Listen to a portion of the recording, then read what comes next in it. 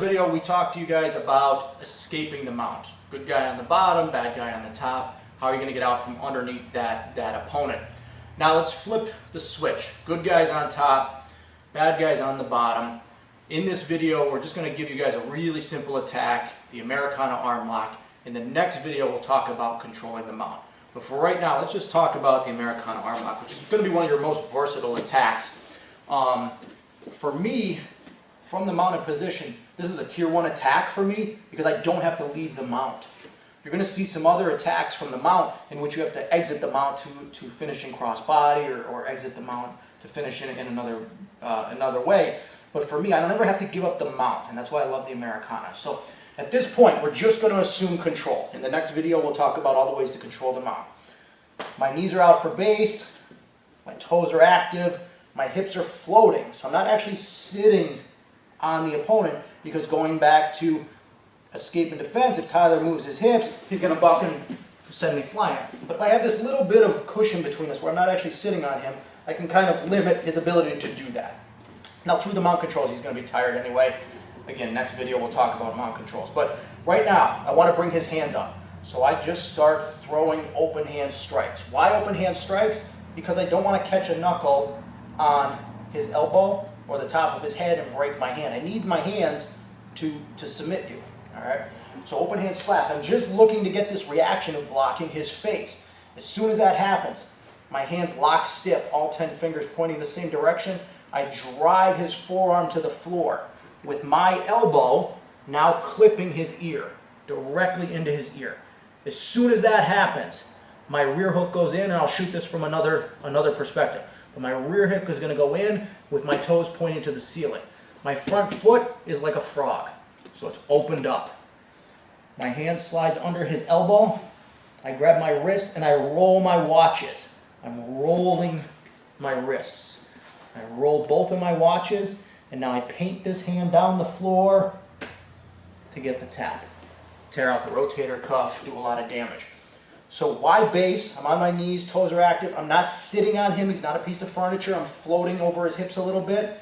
Open hand strikes. All I want is a reaction. I'm not trying to punch him. I'm not trying to punch him unconscious. I just want a reaction. All 10 fingers. Arms are locked out. This is not my tricep extending his arm away. This is my entire weight crashing on him. Full leverage. Bam. Elbow in the ear. That elbow is going to clip his mouth. I don't care. The rear hook goes in. The front foot is a frog foot. Karate chop underneath the elbow to grab your watch. The face of your watch, not the locking part of your watch. Grab the face of your watch. Grab the face of your watch, roll the wrist to activate everything, and paint it down the floor. I'll do it from the other side. Knees are wide. I'm floating. Open hand strikes. All 10 fingers pointing the same direction with elbows locked. Driving this down to the floor. My elbow clips, and as that happens, my rear hook goes in. My toes are pointing to the ceiling. My front foot is a frog foot. I'm underneath his elbow, grabbing the faces of my watches, rolling my wrist, painting the floor. A couple of things that are going on here. I'm putting this rear hook in because he's going to roll towards the pain. As soon as I start to twist on his arm, he's going to roll towards the pain. If I don't have that rear hook in and he rolls towards the pain, I'm going to get knocked off. So I must be attached with this rear hook. The front frog foot is going to act like a kickstand on a bicycle. All right, again, and we're talking basic foundation self-defense here. I might not do this if Tyler and I are rolling his black belts. I won't give him this much space, but we're talking self-defense. So I'm going to have that frog foot out. Open hand strikes, locked arms, driving with leverage down to the floor, rear hook in, front frog foot out, karate chopping under. Last thing, my eyes are down and turned away from the opponent so he can never get to my eyes. I'm not looking at him like this. It's a fight. He might do something dirty. So I'm keeping my head down, roll the wrists, and get the tap. All right.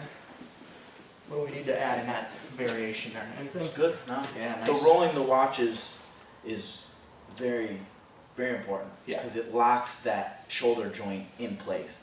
Because some guys don't do that, and there's a lot of play that can happen, especially with a little more flexible guys, yeah. like not so much muscular.